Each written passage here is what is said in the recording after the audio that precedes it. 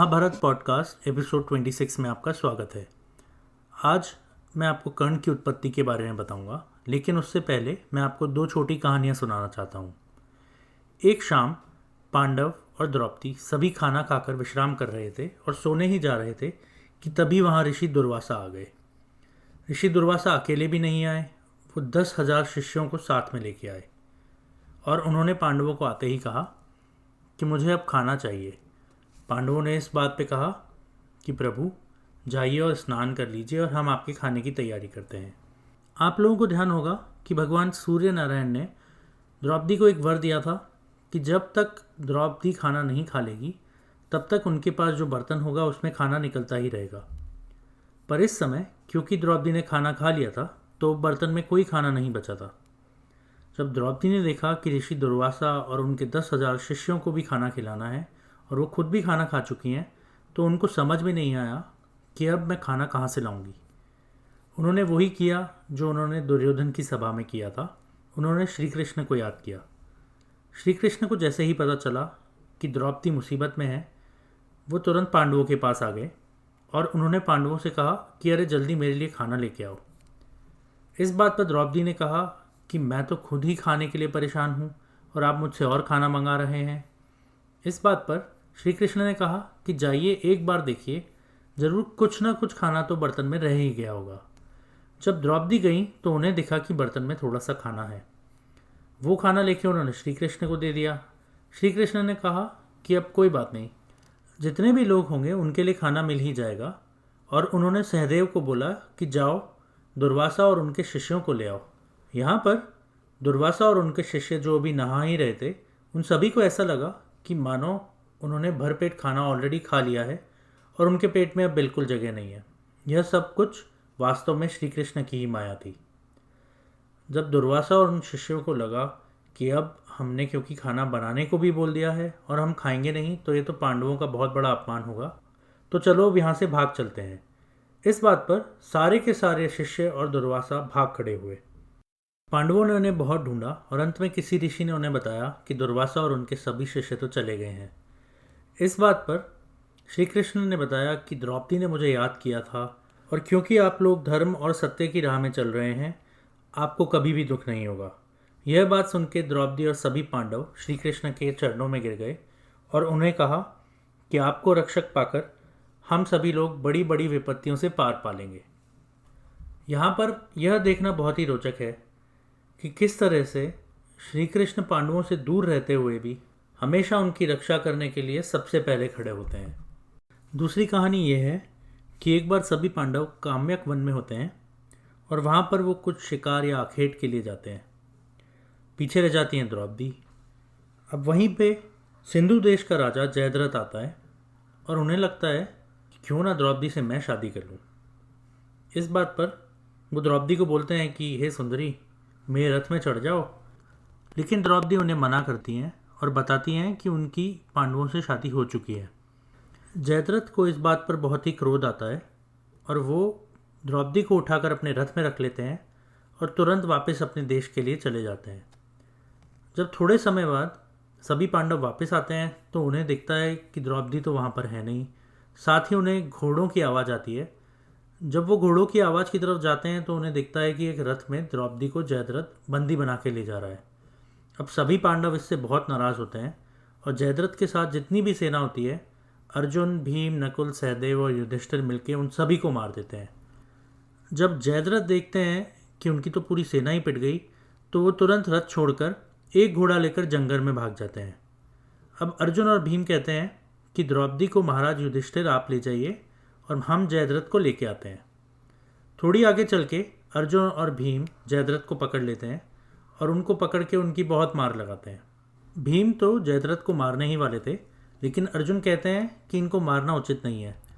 भीम जवाब देते हैं कि हाँ, मैं इन्हें नहीं मारूंगा, लेकिन इन्हें स्वीकार करना होगा कि ये हमेशा पांडवों के दास बन के रहेंगे। जयद्रथ ये बात मान जाते हैं। अब अर्जुन, भीम और जयद्रथ वापस युधिष्ठिर के पास आते हैं, लेकिन युधिष्ठिर जब उन्हें इस हालत में देखते हैं तो उन्हें दया आ जाती है और वो कहते हैं कि जयद्रथ जाओ, तुम अब से हमारे दास नहीं हो। जयद्रथ इस बात से बहुत ही शर्मिंदा होते हैं और वो जाकर भगवान शिव की प्रार्थना करने लग जाते हैं।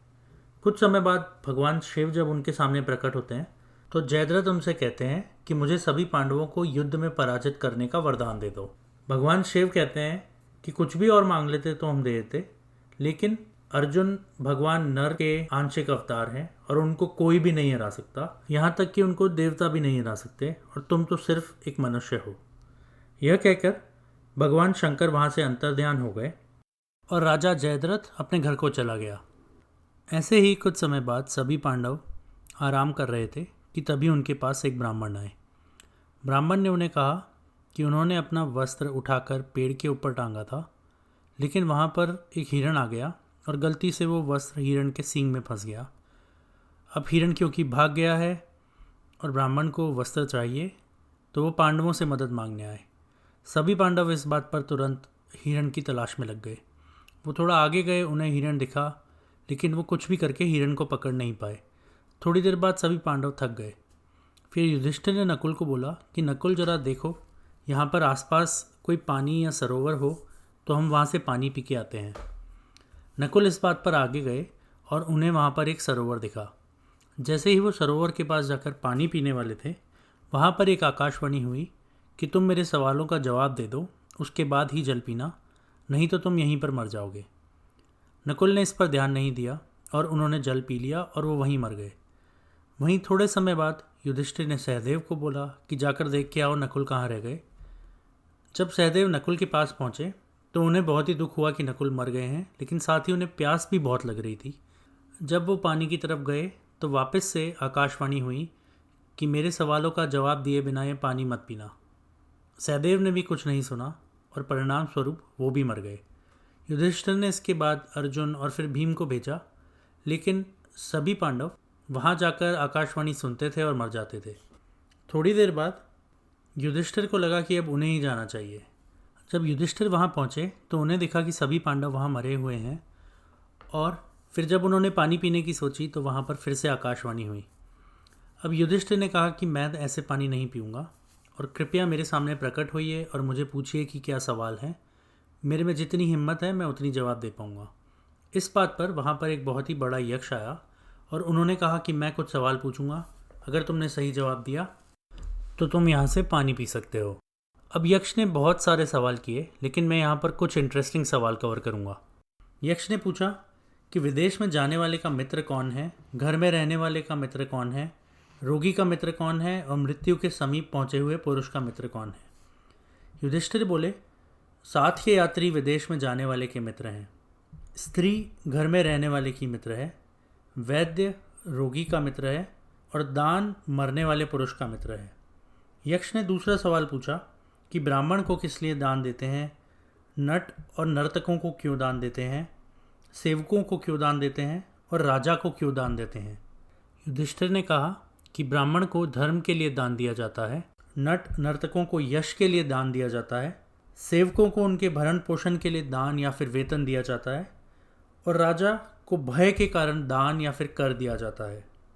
यक्ष ने आगे पूछा कि पुरुष किस प्रकार मरा हुआ कहा जाता है, राष्ट्र किस प्रकार मरा हुआ कहलाता है, श्राद्ध किस प्रकार मृत हो जाता है और यज्ञ कैसे मरा हुआ माना जाता है। युधिष्ठिर बोले, दरिद्र पुरुष मरा हुआ है, बिना राजा का राज्य मरा हुआ है, ब्राह्मण के बिना श्राद्ध मृत है और बिना दक्षिणा का यज्ञ मरा हुआ है। यक्ष ने पूछा कि बताओ, मधुर वचन बोलने वाले को क्या मिलता है, सोच विचार कर काम करने वाला क्या पा लेता है, जो बहुत से मित्र बना लेता है उसे क्या लाभ होता है और जो धर्मनिष्ठ है उसे क्या मिलता है। युधिष्ठिर ने जवाब दिया कि मधुर वचन बोलने वाला सबका प्रिय होता है, सोच विचार कर काम करने वाले को अधिकतर सफलता मिलती है, जो बहुत से मित्र बना लेता है वह सुख से रहता है, जो धर्मनिष्ठ है उसे सद्गति मिलती है। यक्ष ने पूछा कि बताओ सुखी कौन है। युधिष्ठिर ने कहा, जिस पुरुष पर ऋण नहीं है और जो परदेश में नहीं है, जो दिन के 5वें या 6ठे भाग में भी अपने घर के भीतर साग पात खाकर खुश रह लेता है, वही पुरुष सुखी है। इस बात पर यक्ष ने कहा कि तुमने सभी सवालों के बहुत अच्छे से जवाब दिए हैं, मैं अब तुम्हारे भाइयों को भी जिंदा कर देता हूँ।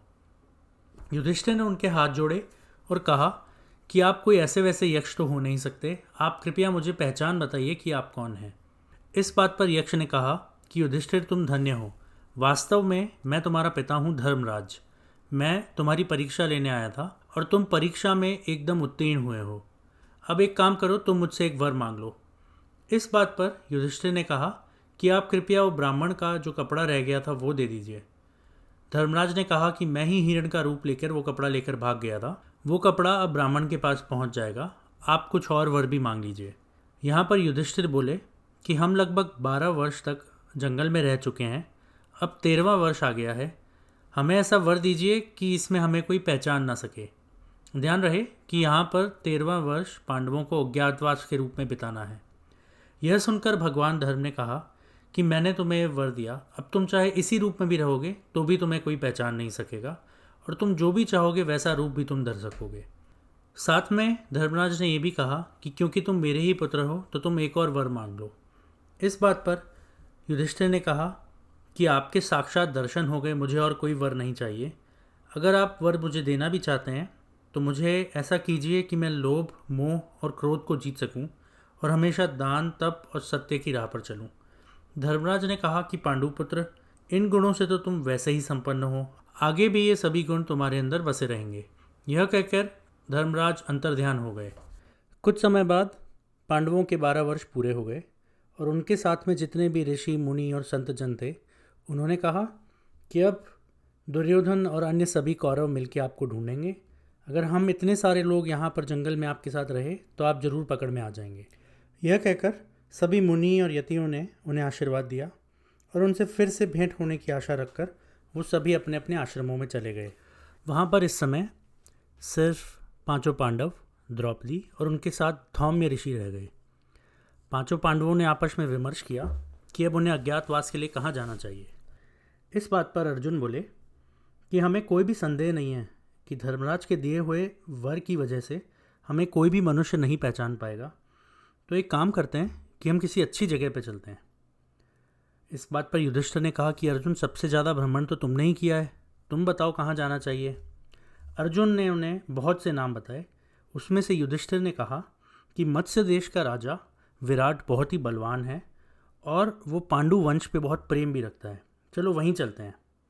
युधिष्ठिर ने कहा कि मैं वहाँ जाकर पासा खेलने की विद्या सिखाऊंगा।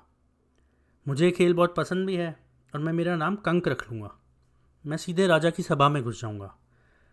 युधिष्ठिर ने अर्जुन से पूछा तो अर्जुन ने बोला कि मैं हाथों में शंख पहन लूँगा और हाथी दांत की चूड़ियाँ पहन के सिर पे चोटी बना लूँगा और लड़कियों को नाचना सिखाऊंगा।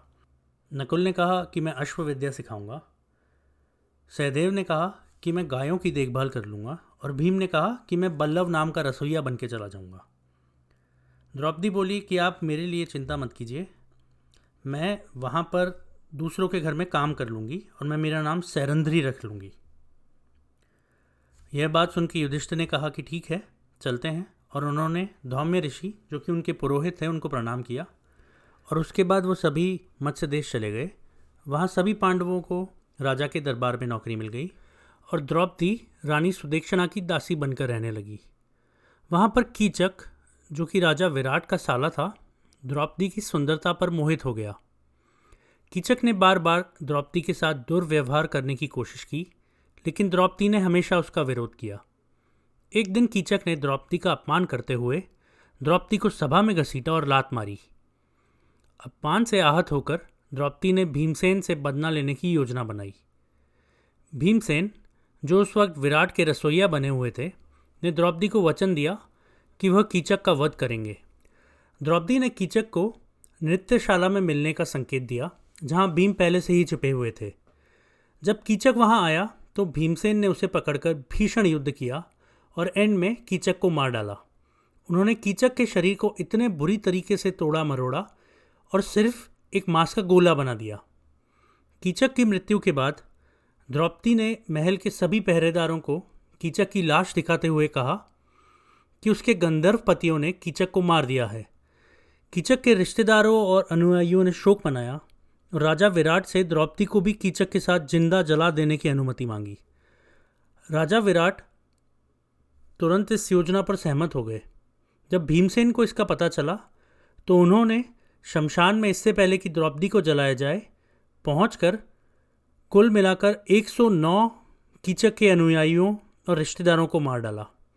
इस घटना के बाद राजा विराट ने द्रौपदी से कहा कि वह जहाँ चाहे जा सकती हैं, क्योंकि उन्हें उनके पतियों यानी गंधर्वों के प्रकोप का बहुत डर था। द्रौपदी ने उन्हें कहा कि कुछ ही दिनों में वो अपने पति गंधर्वों के साथ वहाँ से चली जाएंगी। उसी समय दुर्योधन को पांडवों का पता लगाने की बहुत चिंता थी। उन्होंने कई जासूस भेजे जो दूर दूर तक पांडवों की खोज करते रहे, पर पांडव कहीं नहीं मिले। जासूस वापस हस्तिनापुर लौट आए और दुर्योधन को बताया कि पांडव जैसे गायब हो गए हैं। बस इतना पता चला है कि पांडवों के सारथी इंद्रसेन और अन्य सभी द्वारकापुरी में हैं और द्रौपदी और पांडव वहाँ पर नहीं हैं। साथ में ही जासूसों ने एक और खबर सुनाई कि विराट देश के सेनापति कीचक, जो कि बहुत ही बहादुर और ताकतवर थे, उन्हें गुप्त रूप से गंधर्व ने मार डाला है। अब कीचक ने कई युद्धों में दुश्मनों को हराया था, लेकिन वह दुष्ट भी बहुत था। यह सुनकर दुर्योधन बहुत देर तक सोचता रहा और फिर उसने अपने सलाहकारों से कहा कि पांडवों के अज्ञातवास में 13वें साल में कुछ ही दिन बाकी हैं। अज्ञातवास खत्म होने पर पांडव बहुत ही गुस्से में होंगे और कौरवों पर हमला कर देंगे। इसलिए पांडवों का पता जल्दी से जल्दी लगाना पड़ेगा ताकि राज्य सुरक्षित रहे। कर्ण ने कहा कि और जासूस भेजे जाएं। पहाड़ों पर, गांवों में, शहरों में, मंदिरों में, हर जगह पर पता लगाना चाहिए। द्रोणाचार्य ने कहा कि पांडव बहुत बहादुर, बुद्धिमान और धार्मिक हैं। वो नष्ट नहीं हो सकते और ना ही हारे जाएंगे। युधिष्ठिर तो बहुत ही नेक, सच्चा और धर्मी है। उन्हें पहचानना मुश्किल है। अगर तुम्हें उनके बारे में पता करना ही है तो ब्राह्मणों, सेवकों या ऐसे लोगों से पूछना चाहिए जिन्हें वो जानते हों। भीष्म ने कहा कि जो लोग धर्मी होते हैं उन पर अन्याय नहीं हो सकता। युधिष्ठिर और अन्य पांडव बहुत ही नेक हैं, उनकी निंदा नहीं करनी चाहिए और वो जहाँ भी होंगे वहाँ के लोग भी दानी, मिलनसार, धार्मिक और शांत होंगे। उन्हें पहचानना बहुत मुश्किल है। कृपाचार्य ने भी कहा कि भीष्म जी की बात सही है और ऐसी नीति अपनाई जाए जो कि फ़ायदेमंद हो। अज्ञातवास खत्म होने पर पांडव बहुत ताकतवर हो जाएंगे, इसीलिए सेना और नीति दोनों मजबूत रखनी होगी। समय आने पर हो सकता है कि हमें उनसे संधि भी करनी पड़े। त्रिगत्र के राजा सुशर्मा ने कहा कि मत्स्य देश के राजा बार बार उन पर हमला करते रहते हैं। कीचक ने उन्हें बहुत परेशान किया था। अब कीचक तो मर गया है, इसीलिए राजा विराट जरूर कमज़ोर हो गए होंगे। तो सबसे पहले ये करते हैं कि विराट नगर पर हमला कर देते हैं और वहाँ का धन, गांव और राज्य जीत लेते हैं, ताकि अगर पांडवों से लड़ाई भी हो तो हमारे पास कुछ और राज्य और सेना होगी। कर्ण ने कहा कि यह अच्छा मौका है, सेना को तैयार करके विराट नगर पर हमला करना चाहिए। प्लान ये बना कि कौरव और सुशर्मा अलग अलग रास्तों से हमला करेंगे। पहले सुशर्मा हमला करेगा, फिर एक दिन बाद कौरव। सुशर्मा सेना से लड़ रहा होगा और पीछे से कौरव सारी गायें छीन लेंगे। अब राजा विराट यह खबर सुनते ही गुस्से में भर गए और उन्होंने अपनी पूरी सेना को तैयार कर लिया। इस युद्ध में पांडव भी छद्म रूप में विराट की सेना के साथ थे। जब युद्ध शुरू हुआ तो दोनों ओर की सेनाओं ने भीषण लड़ाई लड़ी। अब इस लड़ाई में सुशर्मा भारी पड़ गया और उन्होंने विराट को उठाया और अपने रथ में लेकर चले गए। इस बार पर युधिष्ठिर ने भीम से कहा कि भीम, सुशर्मा को हराकर उसे सबक सिखाओ, इससे पहले कि वो और कोई नुकसान पहुंचा पाए। भीम ने अपनी गदा उठाई और गुस्से में आके सुशर्मा के रथ के पहियों को तोड़ डाला। सुशर्मा, जो खुद को बचाने की कोशिश में था, भागने लगा, लेकिन भीम उसे पकड़ने में कामयाब रहा। उसने सुशर्मा को पकड़कर जमीन पर घसीटा और सुशर्मा का अंत लगभग निश्चित लगने लगा।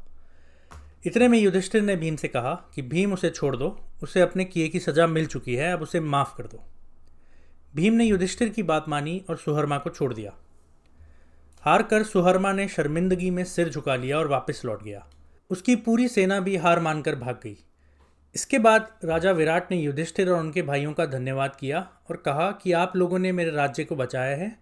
मैं चाहता हूँ कि आप हमारे राज्य के राजा बन जाएं। पर युधिष्ठिर ने विनम्रता से कहा, महाराज, आपका प्रस्ताव हमें बहुत अच्छा लगा, लेकिन हमारा काम आपकी सहायता करना था। अब आप अपने विजय की घोषणा करें और नगर में जश्न मनाएं। राजा विराट ने यह सुनकर दूतों को नगर में भेज दिया ताकि वे उनकी जीत की घोषणा करें। अब इस समय जब राजा विराट सुगर्मा से लड़ाई कर रहे थे, दुर्योधन ने मौके का फ़ायदा उठाकर विराट नगर पर हमला कर दिया।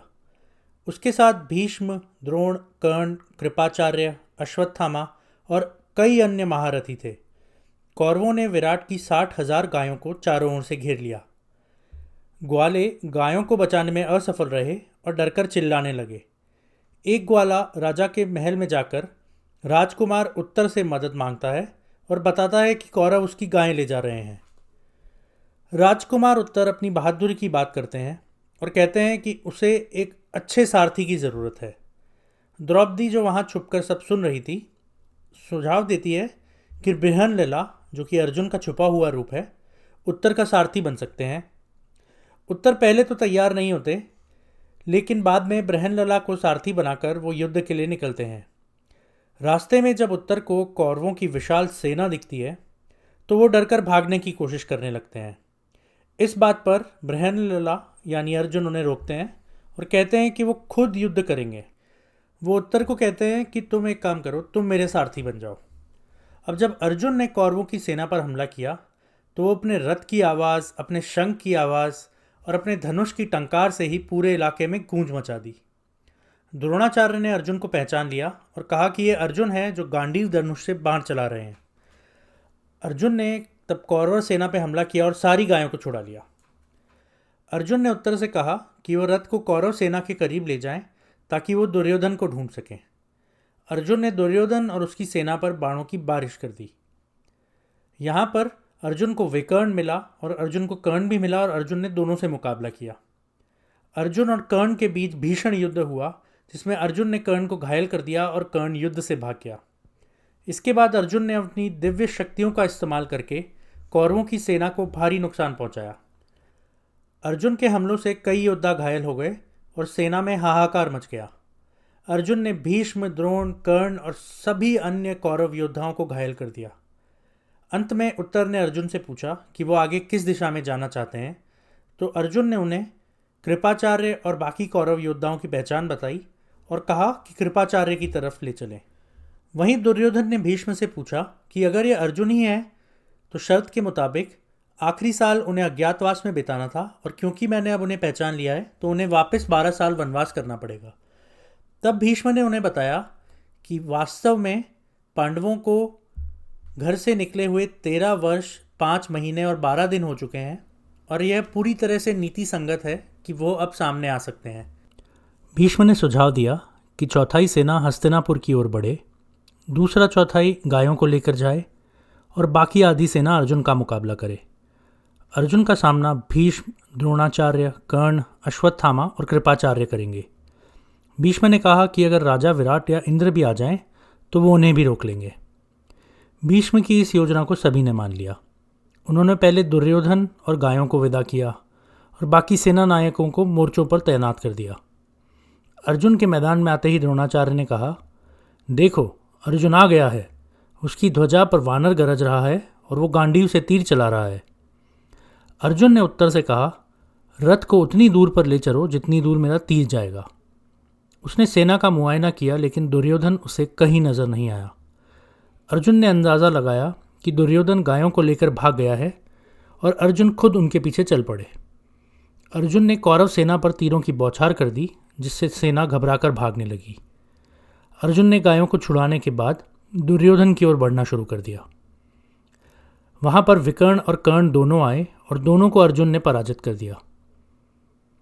कर्ण ने भी अर्जुन को अपने बाणों से घायल कर दिया, लेकिन इस पर अर्जुन को इतना क्रोध आया कि उन्होंने कर्ण को युद्ध छोड़कर भागने पर मजबूर कर दिया। दुर्योधन और अन्य योद्धा अर्जुन से भिड़ने आए, लेकिन अर्जुन ने सभी को परास्त कर दिया। उनकी बाणों की मार से कौरव सेना तितर बितर हो गई। कृपाचार्य और द्रोणाचार्य के खिलाफ भी अर्जुन ने विजय पाई।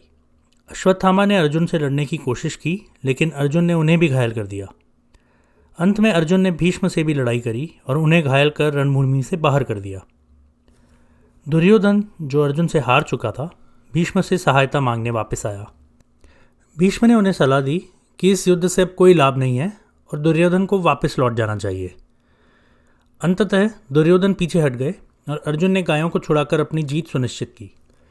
विराटनगर लौटने पर अर्जुन का भव्य स्वागत किया गया। राजा विराट ने अर्जुन से अपनी बेटी उत्तरा का विवाह करने का प्रस्ताव रखा, लेकिन अर्जुन ने मना कर दिया, यह कहते हुए कि उन्होंने हमेशा उत्तरा को अपनी बेटी की तरह ही देखा है। इसीलिए उन्होंने उसे अपने बेटे अभिमन्यु की पत्नी बनाने का सुझाव दिया। विराट ने इस प्रस्ताव को खुशी खुशी स्वीकार कर लिया और अभिमन्यु और उत्तरा का विवाह धूमधाम से संपन्न हुआ। भगवान श्री कृष्ण और बलराम सहित अन्य कई यदुवंशी वीर भी इस अवसर पर उपस्थित थे। विवाह के बाद राजा विराट ने पांडवों का सम्मान करते हुए उन्हें अपना राजपाट और खजाना सौंप दिया। अगले दिन राजसभा में सभी महावीर अपने अपने स्थान पर बैठे थे। वहाँ पर बलराम, श्री कृष्ण, सत्यकी, द्रुपद व सभी पांडव मौजूद थे। सबकी उपस्थिति में श्री कृष्ण ने कहा कि पांडवों को कपट से हराकर उनका राज्य छीन लिया गया है, लेकिन वे धर्म का पालन करते हुए 13 वर्षों तक वनवास में भी रहे हैं। अब हमें कोई ऐसा उपाय सोचना पड़ेगा जो कौरव और पांडव दोनों के लिए ही न्याय संगत हो। पांडव अपना अधिकार वापस पाना चाह रहे हैं और अगर कौरव उन्हें न्याय से नहीं देंगे तो वे युद्ध करेंगे। बलराम ने श्री कृष्ण की बात का समर्थन करते हुए कहा कि अगर दुर्योधन आधा राज्य दे दें तो भी वो आनंद से रह सकता है। इसके लिए हस्तिनापुर में एक दूत भेजा जाना चाहिए जो शांतिपूर्वक कौरवों से बात करे। लेकिन सत्यकी ने इस बात का विरोध किया और कहा कि पांडव भीख नहीं मांगेंगे और अगर दुर्योधन नहीं मांगता तो युद्ध तो होकर रहेगा। द्रुपद ने भी कहा कि दुर्योधन आसानी से राज्य नहीं देगा और हमें युद्ध की तैयारी करनी होगी। उन्होंने अपने पुरोहित को धृतराष्ट्र के पास दूत बनाकर भेजने का सुझाव दिया ताकि पांडवों का पक्ष सही तरीके से रखा जा सके। श्री कृष्ण ने द्रुपद की बात से सहमति जताई और कहा कि अगर धृतराष्ट्र ने न्यायपूर्वक संधि नहीं की तो कौरवों का विनाश निश्चित है। अब इस बात पर हस्तिनापुर की ओर पुरोहित को भेजकर फिर पांडवों ने यहाँ वहाँ हर जगह अपने अपने दूत भेजे कि हो सकता है कि युद्ध हो, तो क्या आप मेरा साथ देंगे। बहुत से राजा पांडवों की तरफ आए, जबकि दूसरी तरफ दुर्योधन ने भी यही किया, तो बहुत से राजा दुर्योधन की तरफ गए। यहाँ पर एक बहुत ही रोचक किस्सा है जिसमें दुर्योधन और पांडव दोनों श्री कृष्ण को अपनी साथ मिलाने के लिए आते हैं। श्री कृष्ण सो रहे होते हैं और दुर्योधन आकर उनके सिर की तरफ बैठ जाते हैं और युधिष्ठिर आके उनके पाँवों की तरफ बैठ जाते हैं। जब श्री कृष्ण आंखें खोलते हैं तो वो देखते हैं कि युधिष्ठिर पाँवों की तरफ बैठे हैं। फिर वो कहते हैं कि क्योंकि मैंने इन्हें पहले देखा तो इन्हीं को मांगने दीजिए कि इन्हों या तो श्री कृष्ण मिल जाएंगे या फिर मेरी पूरी सेना मिल जाएगी। और उन्होंने वचन भी दिया कि वो खुद नहीं लड़ेंगे, ना ही वो खुद कोई चमत्कार करेंगे। इस बात पर युधिष्ठिर ने उनको चुन लिया और दुर्योधन बहुत ही खुश हुआ कि उन्हें श्री कृष्ण की सेना मिल गई है। यहाँ बहुत से अन्य राजा भी इधर उधर अपनी अपनी साइड्स लिए।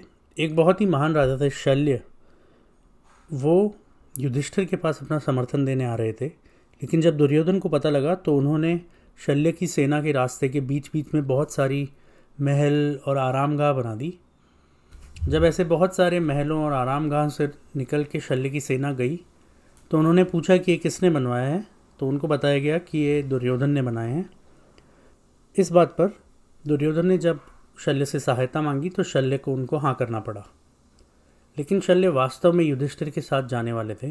तो जब वो युधिष्ठिर से मिले तो युधिष्ठिर ने उनसे आग्रह किया कि शल्य कर्ण के सारथी बन जाएं और युद्ध में जब कर्ण अर्जुन से लड़ रहे हों तो कर्ण को कुछ ऐसी बातें करें जिससे वो विचलित हो जाए और अर्जुन उन्हें आसानी से हरा दे।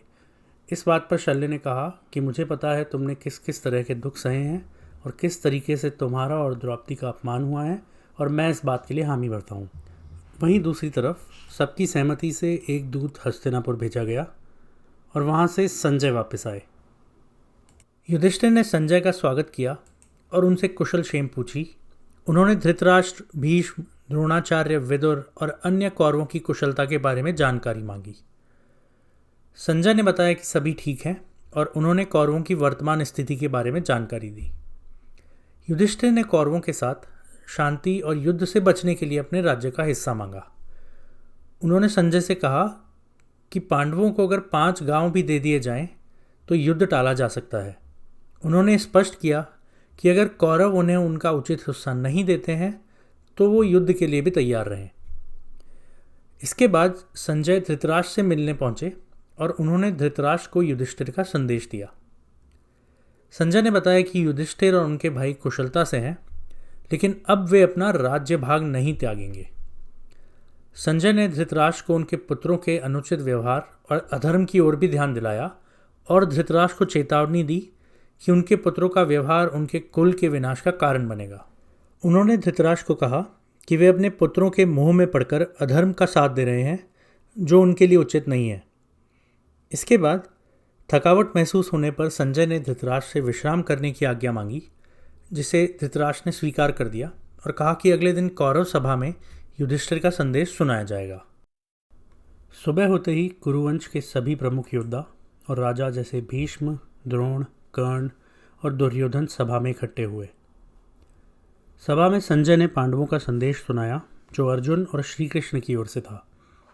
अर्जुन ने कहा कि यदि दुर्योधन राज्य नहीं छोड़ेगा तो उसे पांडवों के क्रोध का सामना करना पड़ेगा। उन्होंने चेतावनी दी कि पांडवों के साथ युद्ध करने से कौरवों का विनाश निश्चित है। अर्जुन ने यह भी बताया कि श्री कृष्ण उनके सहायक हैं और वे युद्ध में अजेय रहेंगे। सभा में भीष्म और द्रोण ने भी दुर्योधन को सलाह दी कि पांडवों से संधि कर ले, क्योंकि अर्जुन और श्री कृष्ण के साथ युद्ध करना आत्मघाती होगा। उन्होंने बोला कि श्री कृष्ण उनके सहायक हैं और पांडव युद्ध में नहीं हारेंगे। यह सुनकर सभा में हलचल मच गई, क्योंकि अर्जुन और श्री कृष्ण से टकराना खुद को बर्बाद करने जैसा था। लेकिन दुर्योधन ने उनकी बात नहीं मानी। कर्ण ने कहा कि वो अकेला ही पांडवों को हरा सकता है, उसके पास परशुराम के द्वारा दिया गया दिव्यास्त्र भी है। लेकिन भीष्म ने उसकी बात काटते हुए कहा कि कर्ण सिर्फ डींग मारता है और असल में उतना ताकतवर है नहीं जितना वह दावा करता है। लेकिन दुर्योधन अपनी हट से नहीं हटा। उसने भीष्म और द्रोण की बात भी अनसुनी कर दी। सभा में साफ हो गया कि पांडवों से युद्ध का परिणाम सिर्फ विनाश होगा। यह बात धृतराष्ट्र ने भी महसूस की कि पांडवों से लड़ाई घातक साबित होगी। उन्होंने संजय से कहा कि उन्हें अर्जुन, भीम और श्री कृष्ण का डर सता रहा है और यह युद्ध कुरुवंश के लिए विनाशकारी होगा।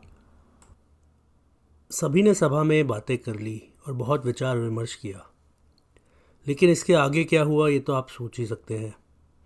चलिए आज के लिए इतना ही। इसके आगे हम अगले एपिसोड में देखेंगे। सुनने के लिए धन्यवाद।